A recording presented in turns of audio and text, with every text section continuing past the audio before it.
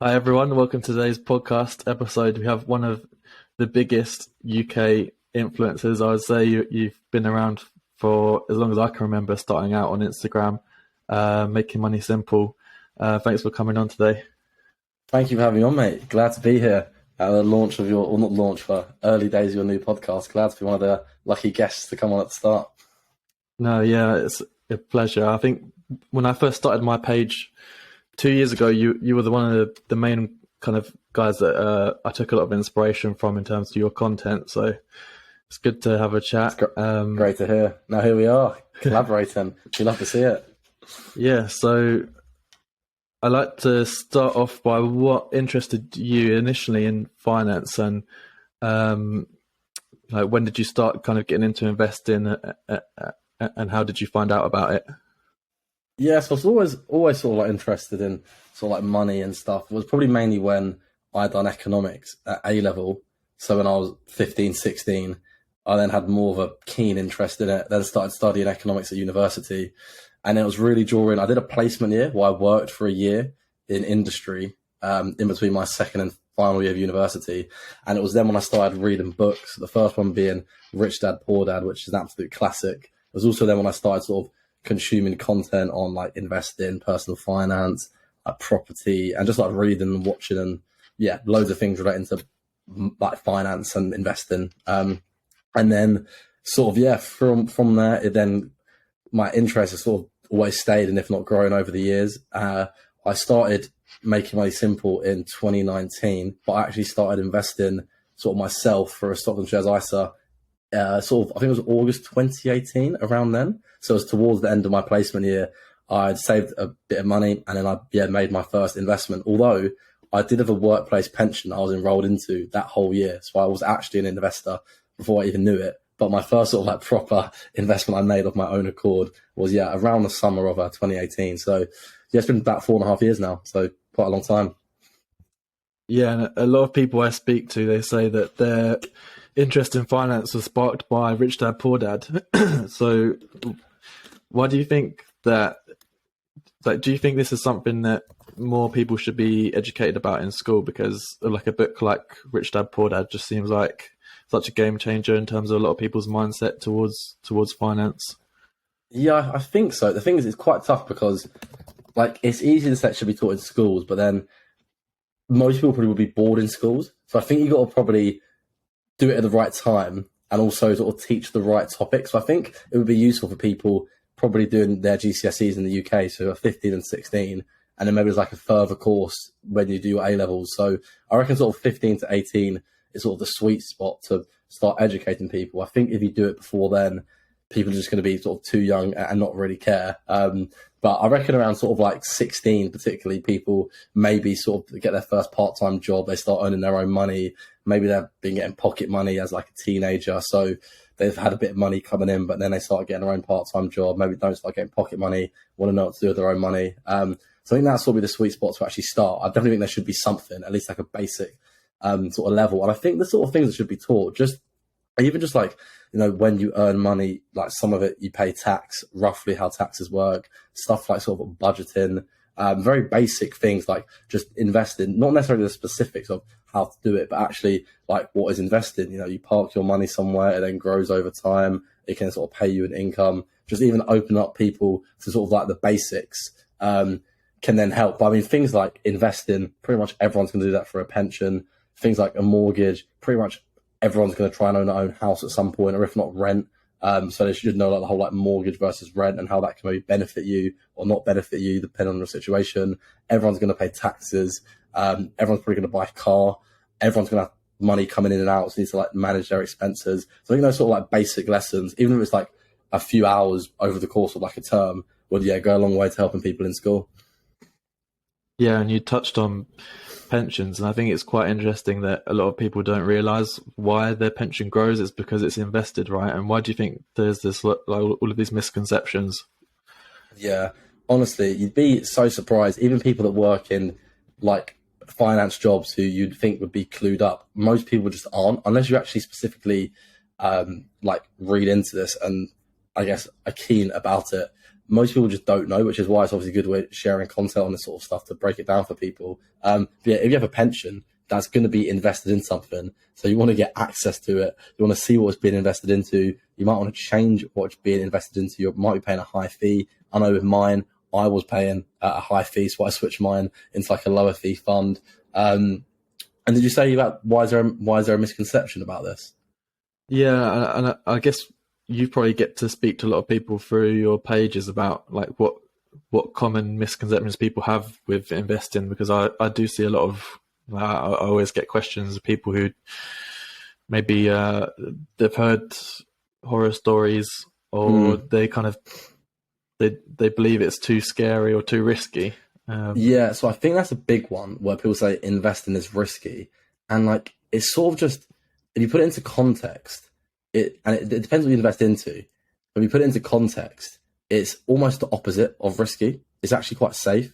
If you look at like cash, that's going to lose out every single year due to inflation. Right now, inflation's 10% in the UK, has been for like a year. It's probably still going to be very high for the next 2 years, even when it starts coming down.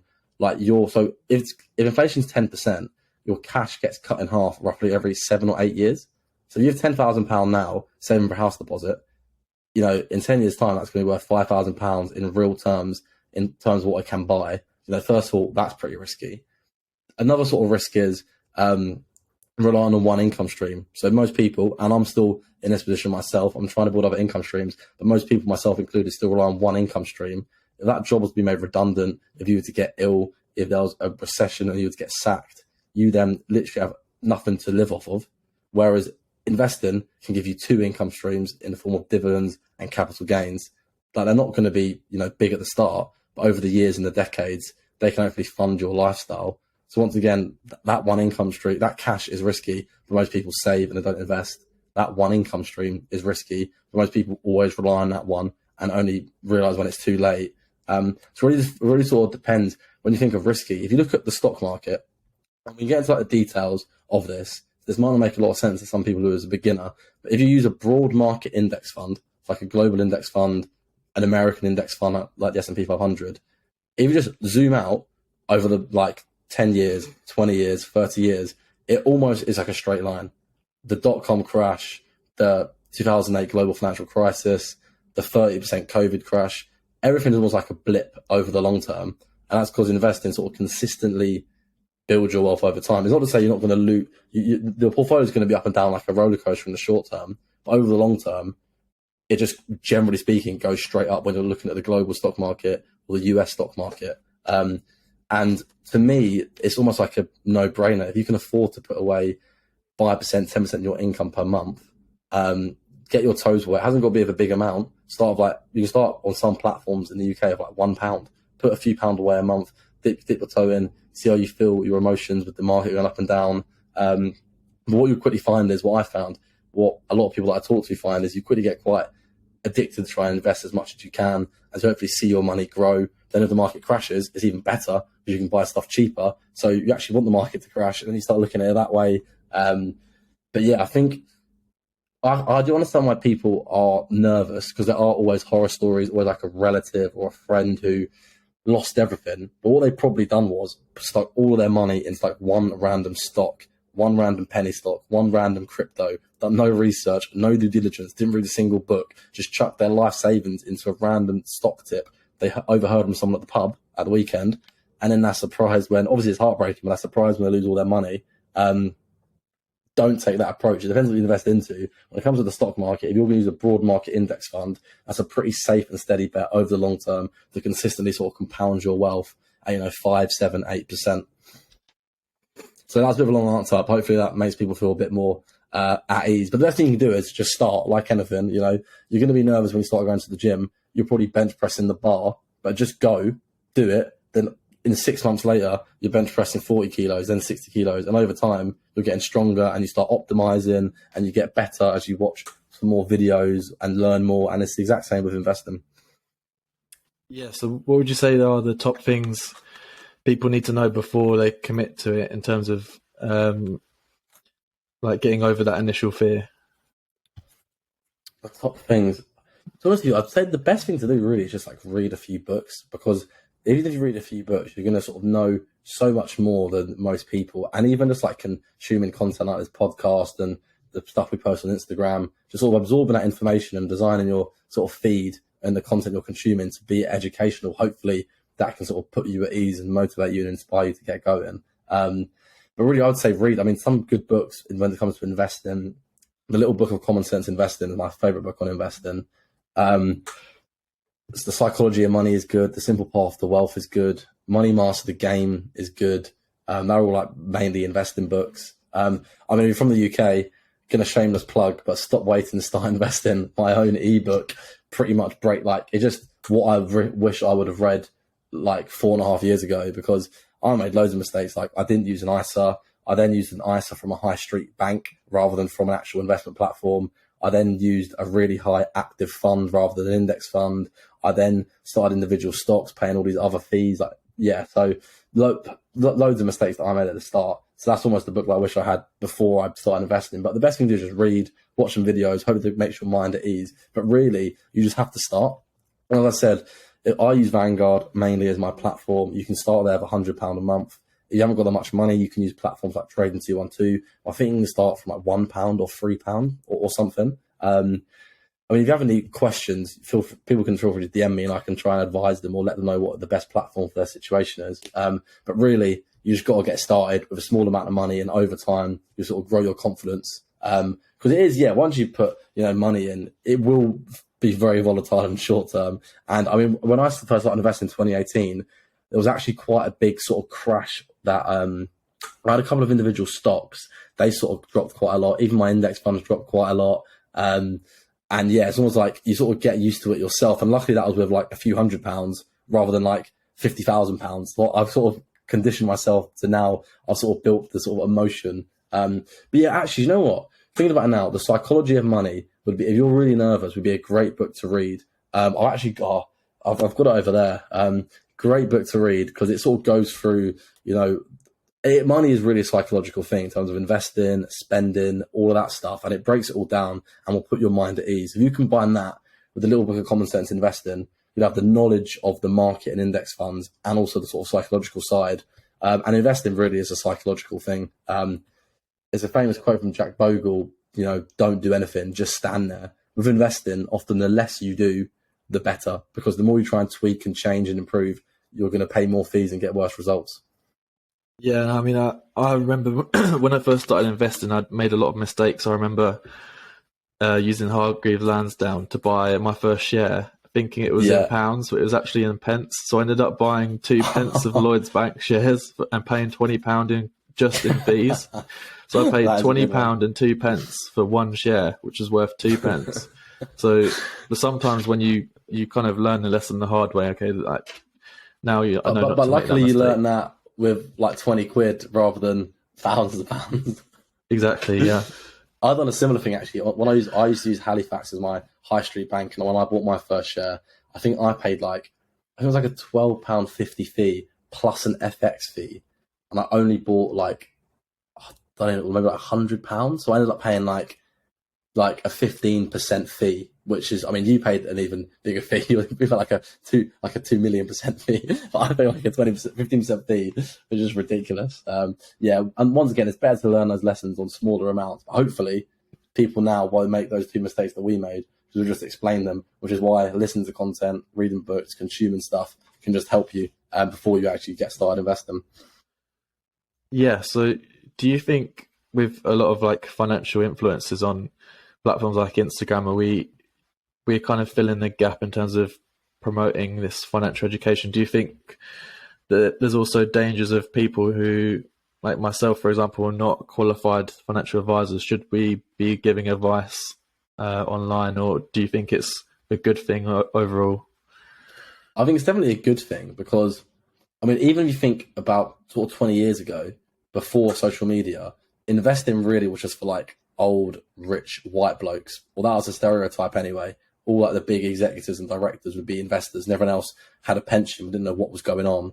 The fact that there's people making content on social media breaks it down so much simpler, but also everyone has a different approach and different strategy and different way of, You know, like some people share tweets on Instagram, some people share like reels, some people share like graphics with analogies. So you can sort of choose the best content you want to consume, or even it's best to follow a range of people and then form your own opinion. That's really the best thing. Don't want to follow someone blindly. I think there is obviously, a bit of a fine line between giving education and obviously financial advice. Like nothing, unless you are qualified, as you say, I don't think either of us are. You can't give financial advice. So whenever I get a lot of DMs, and I normally reply to people with voice notes trying to help them, and I sort of will say, you know, this isn't financial advice. But then at the same time, I've been doing this now for like I've been investing for 4.5 years. I've been like creating content for 4 years. So I sort of have, you know, I use Vanguard for my platform. I use like a global index fund for my investment. I use like an Amex when I was in the UK for my sort of credit card. I use like my budgeting spreadsheet. So I can sort of talk to the things that I've used and know for years.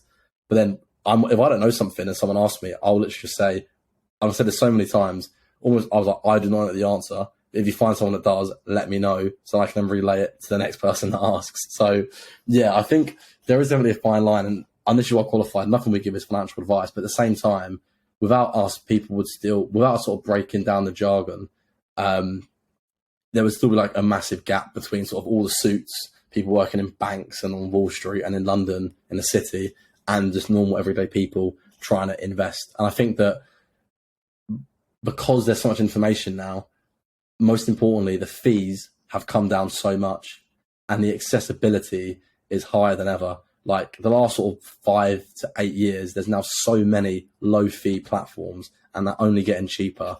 And that really is helped by, people promoting the low fee platforms on social media.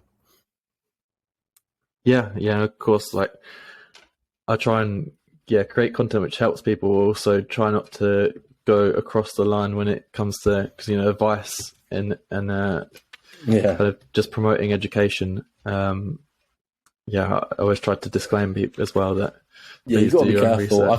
Because I sort of like, or to my Instagram, I sort of share what I do. So I share my monthly investments, my like portfolio, the different like platforms and stuff that I use. But I'm just like almost sharing my journey.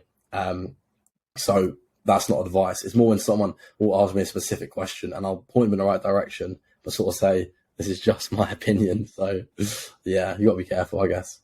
Do you find when you share your own kind of personal finance journey, some people, because you have quite a big following, do you find there's a small percentage of people who kind of take things the wrong way sometimes, or like leaving comments and in terms of kind of they maybe take things the wrong way, or they don't like the fact that you're talking about money? Because I see a lot of people who leave comments kind of in a negative sense sometimes.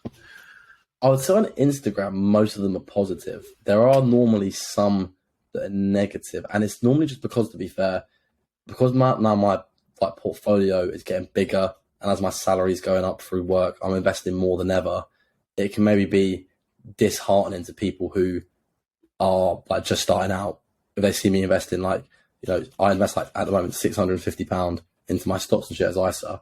So if someone's just starting out, that can be disheartening. But then I've been sharing my monthly investments for years. Even when they were, look back on my previous post, it was £100 a month and I was still sharing that. So I've sort of and I had the discussion actually on another podcast recently about like, is the transparency a good thing or a bad thing? And I think like it probably is a bad thing as the numbers get bigger. But then I think I'll continue to do it just because I've always done it. And I know I like the transparency. When I watch like a Graham Stephan video or just a finance video and someone's going like to the penny what they've spent on this like house renovation or in their investments for the month, I appreciate, so I think some of the times he's investing like thousands of pounds a day. I'm like, that's like my like monthly, like 3 months worth of investments to me, but I still appreciate the transparency. So from my page, I think I will continue to be transparent. I understand if people don't want to be. It's sort of up to them. I think it goes down more well than bad, but I know that like on TikTok, for example, because there's a much younger audience, it normally goes down a lot worse. Whereas Instagram and YouTube, who are a bit more mature and older, so it normally goes down better. I feel like it's a good thing that you've got the track record that people can see your kind of progress over the years. But I feel like when I've mentioned, because obviously I'm only 22 and I've never got any help from my parents. So I've kind of worked, saved, and then invested myself. But comment I always get if I share my investment portfolio is, "Oh, it's daddy's money," or "You're like hedge fund kid," things like that. And I think it's even worse if you're a woman, because I don't really read the comments about people's posts, but if I leave a comment, there's always, if it's like a woman who's got loads of money, that's the classic comment, especially like daddy's money. And then, it's just people projecting their own sort of like jealousy and insecurity, really. I mean, some people may just genuinely be struggling, to be fair, and that's obviously sad. But I reckon more often than not, it's people who haven't built their portfolio as quick or as successfully, so then they then project it on that other person who just doing better than them. Yeah, and of course there's a really good quote actually. It's like, I always see it as something like, you never hate on someone who's doing worse than you. You only ever hate on is that it? So you only ever hate on someone who's doing better than you just because you're almost like jealous of them. I might have butchered that. It might be the other way around. But yeah, something like that. People listening might know. Yeah, and there is quite a lot of, it's tough times in the UK, especially now with the cost of living crisis. So what do you think are some of the practical steps people who may be living paycheck to paycheck can do to kind of start building wealth for themselves? I mean, the first thing really is you want to sort of track your expenses. So it's really helpful if I use like a budgeting spreadsheet, and I've actually, because I've recently moved to Australia, for people that don't know, I was living in London, now I've moved to Melbourne. I'm doing like a secondment through my work here for a few years. But because it's completely new to me, I've now started tracking my expenses again. I had stopped in England because I sort of knew what they were month to month, but I've started doing it again. So tracking it line by line, it's a bit time consuming. It can be a bit of a chore, but even for a few months, it can just show you exactly where your money is going and where you can cut back. Things it's a bit tough because with the whole like budgeting thing, you don't want to cut out, if you like a daily coffee or like, a few pints after work on a Thursday or like a takeaway on a Saturday night, you don't want to completely cut things out that obviously bring you joy. But at the same time, if you are like overindulging in things, impulse buying on things that you don't need, that's where you want to try and cut back, then free up more money each month. So I'm going to say the first thing is sort of track your expenses and just get your bank statement, whether you print it out and highlight stuff or whether you use an Excel spreadsheet like I do or a Google Sheet, see where your money's actually going. So that would be the first thing, track your expenses. The second thing would then be sort of reduce them, as I mentioned, where you can. Anything you're overindulging in, impulse spending. If you've got 3 takeaways this week and you're struggling to make ends meet, reduce that to 1 takeaway and, make your own food. You want to sort of bite the bullet for a bit just because it is, the cost of living crisis is mad with everything going up so much recently. The third thing would then be to increase your income. So with your expenses, you can only reduce them so far. Whereas with income, it's almost, you can make it unlimited. Of course, it's hard to make it unlimited, but there's things right now such as bank switches. You can make loads of money switching banks. I'd done a couple last year and made about $250, I think. I'd done loads when I was at uni and made about £700 in about a year. They were quite bad, the bank switching bonuses during COVID, but now a lot of them are coming back. So bank switch, even extra things you can do, just like I used to do football refereeing when I was younger. I used to get like £20-30 a game. So you get a couple of games on a Saturday morning, you get 60 quid for a relatively easy sort of stint. Things like tutoring, like walking dogs, washing cars, obviously depending on what age you're on, how much time you have, but there's a lot of ways to make money sort of by physically doing things. You could also make money online more than ever. So I'd say, this first, budget, track your expenses, track your expenses, try and reduce where you can, and then increase income. And hopefully a combination of those can help free up some money and make you some more money to help you, stop living paycheck to paycheck, essentially. Yeah. And how have you found kind of the difference in like the personal finance situation going over to Australia? Do you think, has inflation been hitting as hard there? What's going on kind of? So it's still like, I think it's still like record modern highs, and it got to sort of 7% maybe. It didn't reach double digits like the UK. But because Australia because Australia like makes, because it's obviously in the middle of nowhere and there's literally nothing nearby, it's more self-sustainable. But yeah, I'd say overall that it's probably, the cost of living is probably the same. I mean, I was living in London though for a few years, and London is obviously an absolute extreme. I'm sure if you compared Australia to most other places in the UK, probably particularly north of London, it'd probably be much cheaper to live in the UK. Maybe London and like South would be similar. But what I found anyway, my rent and my bills are quite a bit cheaper, probably about 20% cheaper, maybe 30%. But then the groceries are a lot more expensive. You go to Woolies or Coles, which is like Tesco or Sainsbury's, they are in some cases, some things like double the amount. Then restaurants, eating out, takeaways, probably about the same. And then drinking, nights out, clubs is a bit more expensive. So I say overall, it probably works out to be roughly the same comparing London to Melbourne. But yeah, if you went out into like Manchester, I imagine that would then be probably a lot cheaper than Melbourne. And similarly, if I went to like rural, like Victoria, and lived on a farm, that would probably be a lot cheaper than London. It all just depends on the direct comparison. But I would say I think there's also a cost of living crisis over here to some extent, but it's not really as, like in the UK, when I was there before I moved here, it was all I heard on the news. It was all you would see on Instagram. I think it's still the case now. Whereas here, it's not like that. But then things are obviously going up and Australians are recognising that. Yeah, and what in terms of like the wages, I mean, I've heard from posts I've done that people are quite shocked about how low the wages are in the UK from my international followers. And I mean, I don't know how, if you're single anyway, how you're supposed to get your own place at the moment in the UK. is especially because I live kind of down south. It literally doesn't. The numbers just do not add up. Like no matter how where you look. Yeah, so, it's impossible, and that's the biggest problem because in the UK you can only borrow sort of 4 to 5 times your salary. So even if you're 25 years old and you're earning 50k, that's a pretty decent salary, but you can still only borrow probably around £250 grand. Sorry. So even if you miraculously have a 50k deposit from saving and from family and friends or whatever, that's still only 300k. And as you sort of said, you're not going to get nothing down south, really. You're going to get like a car parking spot or a boat on the Hackney Wick River. You're not going to be getting like a flat or anything. So, yeah, you almost need to like find a partner and buy with someone because then your affordability doubles. Yeah, so I think it's similar in Australia where house prices are also just ridiculous. I was actually chatting about this today with some people at work. Apparently here, you actually need a 20% deposit as well, even for a first-time buyer. I'm not fact-checked that, but someone was telling me they needed a 20% deposit, where at least if we was to buy in the UK, we could get 10% would probably be ideal, but we could get away with 5% of being a first-time buyer. Here, yeah, I need to have a look into that, but I mean, a 20% deposit and the houses are sort of, you want to get a house sort of, around the city, it's probably like $1 million. It's just like saving up 200,000 Aussie dollars.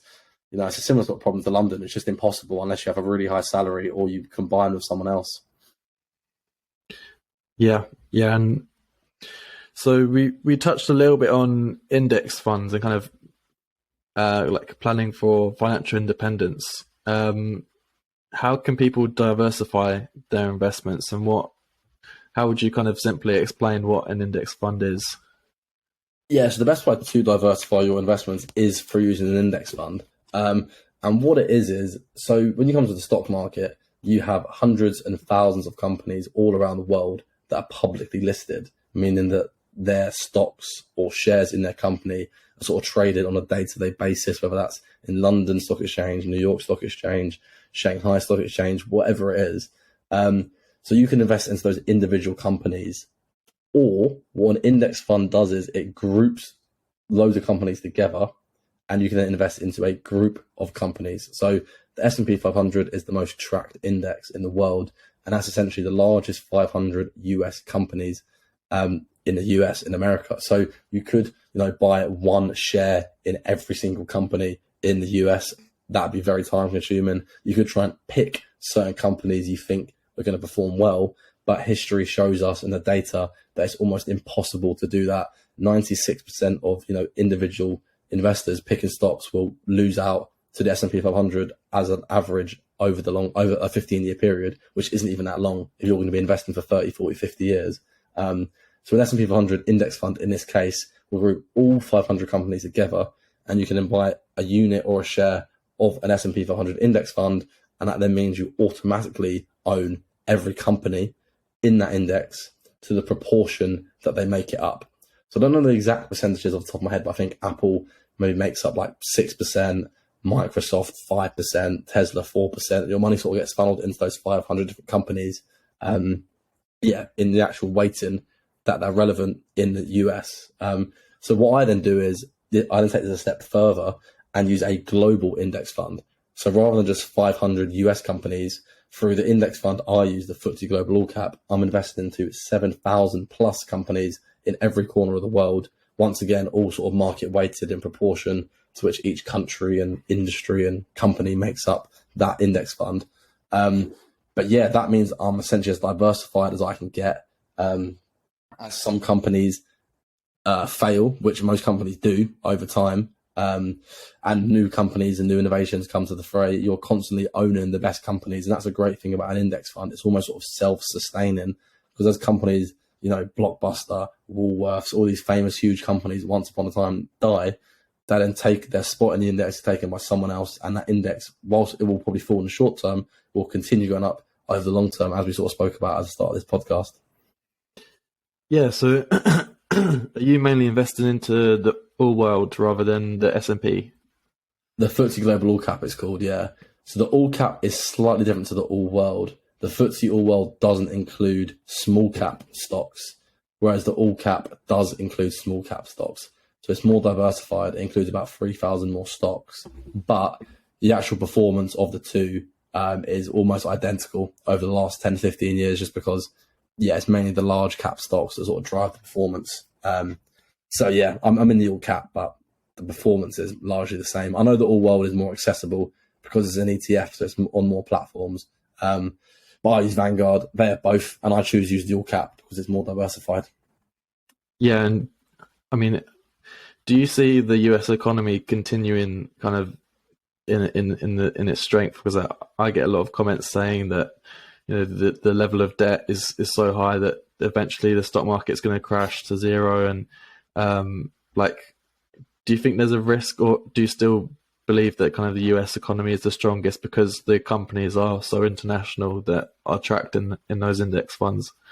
So I think the US is definitely the strongest, but at the same time, it's impossible to predict which country is going to perform the best going forward, which is literally why I use a global index fund, because it means I'm invested into every country around the world, even though it is, of course, dominated right now by US stocks.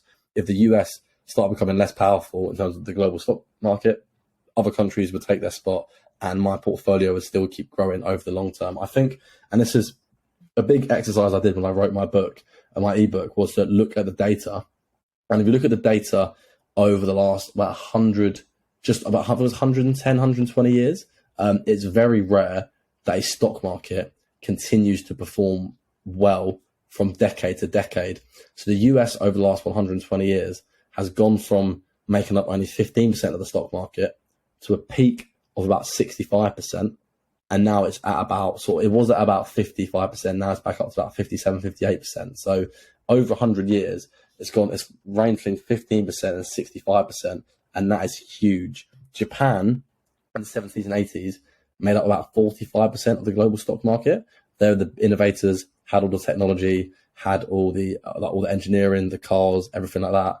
It now only makes up, I think about 7% of the global stock market, maybe even less. So that's gone the complete opposite way. So if everyone saw Japan in the 80s sort of as the dominant economy and stuck their money in it, in terms of a relative share on a global scale, they're now literally worth a fifth of what they were before. Whereas the US, to be fair, has been growing, but then it also peaked at 75 and went back down to 25, and now it's back up at 58. So it's very sort of volatile country to country. And as I sort of mentioned, it's very rare that one country consistently performs the best from decade to decade. Sometimes the UK was quite good in the early 1900s, then the US was doing good, then it was Japan, emerging markets. And the point I'm trying to get across is here, it's impossible to know, which is why, for me anyway, using the global index fund just makes sense, because as the global stock market grows, which it always has, and I believe it always will, my wealth and portfolio will grow with that. Yeah, and what about other assets other than stocks? Do you invest in anything like crypto? Or? Yes, I've got some crypto. That's probably about, I did work out of that actually, it's probably about 20, 20% of my portfolio, maybe 20 to 24%, somewhere around there. Yeah, to be honest with you, I sort of read a few crypto books in early 2020, sort of liked what I read and believed in it, started consuming some content, sort of like we were saying earlier on with stock market investing. And then sort of since then, I've been just investing sort of little and often. So into Bitcoin and Ethereum, usually put in, I think back then I was doing it sort of weekly. Now I'm doing it monthly. But yeah, sort of putting in, 20, 30, 40 pound into Bitcoin and Ethereum here and there, dollar cost averaging over time. And yeah, it's sort of at some points when crypto was mooning, when Bitcoin was like $65K, it was made up like 35% of my portfolio. At other times, it's only been 10% because it's very volatile, as you know. But yeah, I've continued to just sort of dollar cost averaging. Yeah, it's about 20% of my portfolio. So it's a decent chunk. It's sort of like a 4-figure sum. Or maybe even 5-figure sum actually now. But it's not going to, if it goes to zero, it goes to zero. But hopefully it doesn't and it makes me some money. Yeah, I'm similar with my approach is mainly just buying every month of Bitcoin and Ethereum because we've seen through history like altcoins come in and go in and people losing a lot of money as well. Yeah, that's exactly my thoughts. So yeah. And that's it for now. No properties. So mainly in the stock, mainly in global index funds with a bit of Bitcoin and Ethereum. Yeah, same as me. So in terms of kind of your favorite resources that have helped you, is there any particular tools you use or books that you've read? Yes, I mentioned a few books earlier on. So, I mean, a few books off the top of my head. The Little Book of Common Sense Investing, Rich Dad, Poor Dad, I'll Teach You to Be Rich, Simple Path to Wealth, Psychology of Money, Money Master the Game. They are just a few that I would say, if you read those books, smash through those, those books probably cost you less than £100. That's probably 7-8 books, and you'll literally know like 99% more than people. And hopefully after that, you can then sort of, go down your rabbit hole, whatever you want to learn more, whether it's stock picking. For me, it was index funds, and I've changed my portfolio to more and more index funds as I've sort of realized how impossible it is to beat the market. So that's from a reading point of view. It all depends what, I guess, type of learner you are. If you're on social media a lot, as I mentioned earlier on, you can sort of follow me, follow you, follow a few other people in the sort of UK finance space and sort of design your feed. So our post will come up naturally on your feed and you can get sort of a bit of financial education on a daily basis that way. I know I try and post daily anyway. And you do it on all your social medias. Like most of us are on like Twitter, TikTok, Instagram, so follow us on all of them, and hopefully you'll see our posts and it'll like motivate you to sort of start investing or give you a bit of financial education. If you're a listener, I mean, literally everyone's got a podcast these days. I've got my own podcast. You've now got a podcast. Pick someone that you sort of like listening to or has some guests on that you like, and then just listen to their content and pick stuff up. YouTube is obviously a great one, to be honest with you. And literally, YouTube is a great one. Once again, people you like, or you can almost use YouTube as like Google and just search for things that you want to learn about and find out. And if it's not on YouTube, literally just search it on Google. And I can promise you, on like Reddit or Money Saving Expert or one forum, there'll be someone that asks the same question as you at some point. And all those things I just mentioned, by the way, are literally completely free. Obviously, the books is a small investment, but those 7-8 books are less than £100. And you're going to learn loads, and there's rereadable value there as well. If you don't want to learn like something very specific, you can maybe buy like an ebook or a course or like some coaching from that specific person if you want to specifically learn about that.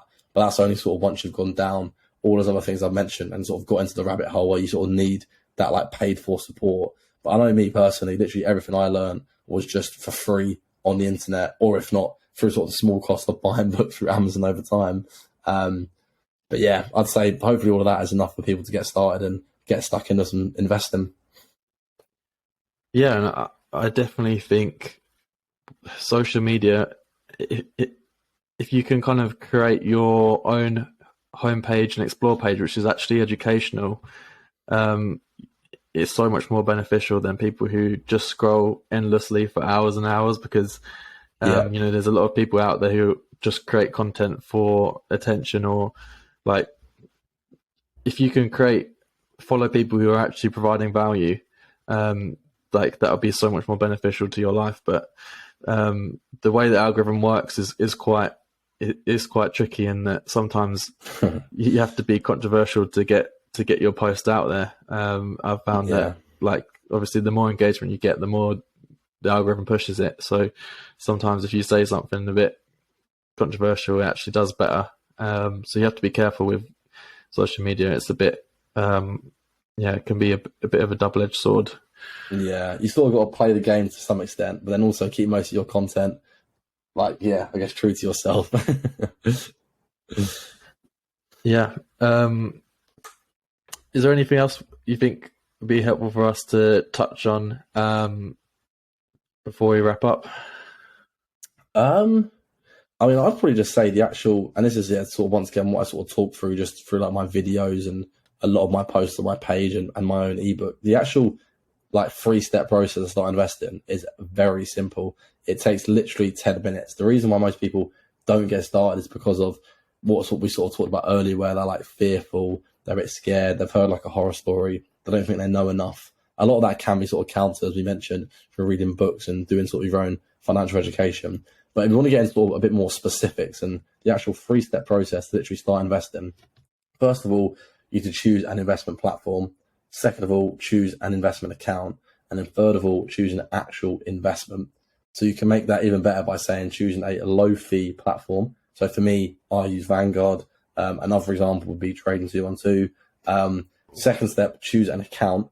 In the UK, really, you've only got 2 good options, and that's a pension, and you've probably already got a workplace pension, which then means it's almost by default a stocks and shares ISA. So that's your investment account. And that's just a brilliant tool because you get a £20,000 ISA allowance each year, which is a massive allowance compared to literally every other country.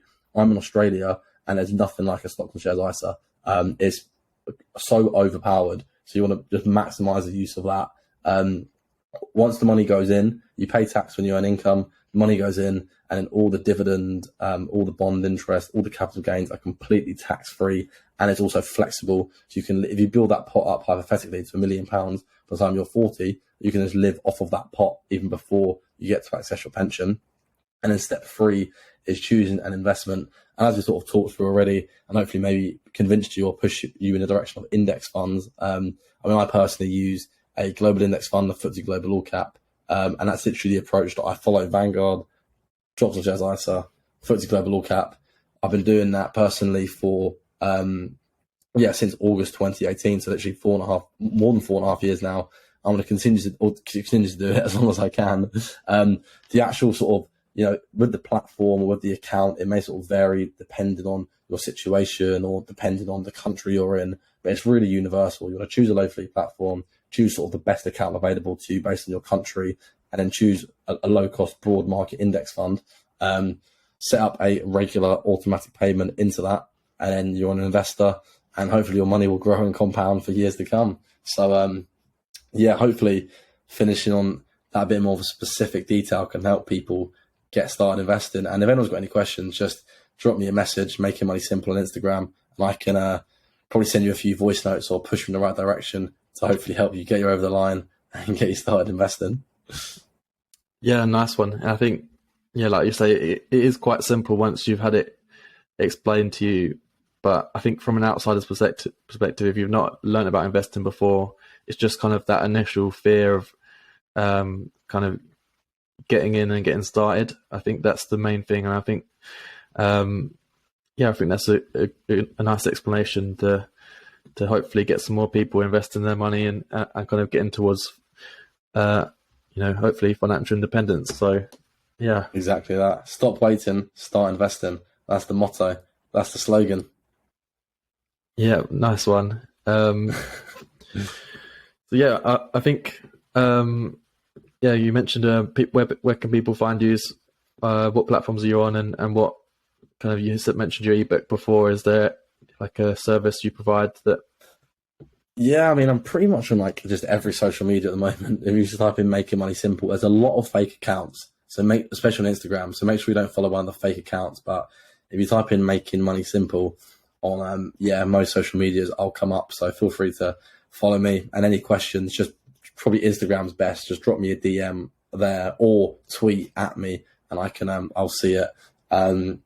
I mean, I mentioned my sort of book a couple of times, my ebook. I wrote that as a while ago now, like a year and a half ago, but I don't really promote it too much, but it's just sort of what I wish I had when I started investing. So, get that if you want to learn, particularly from a UK point of view. If you don't, I give people their money back if you don't enjoy it. So if you don't enjoy it, let me know. I'll give you your £15 back. And that's pretty much it, really. I mean, my sort of main things I'm trying to focus on this year are my own podcast, the Making Money Simple podcast, and my YouTube channel, Making Money Simple. So if you like longer form video/audio content similar to this, then check that out. But yeah, any questions, drop me a DM on Instagram, and hopefully this has motivated you to start investing. Yeah, and yeah, brilliant. Thanks for having me on, mate. I appreciate it. It's been a great chat. And yeah, hopefully, as we said, this will be useful for people listening. No, yeah, thank you very much.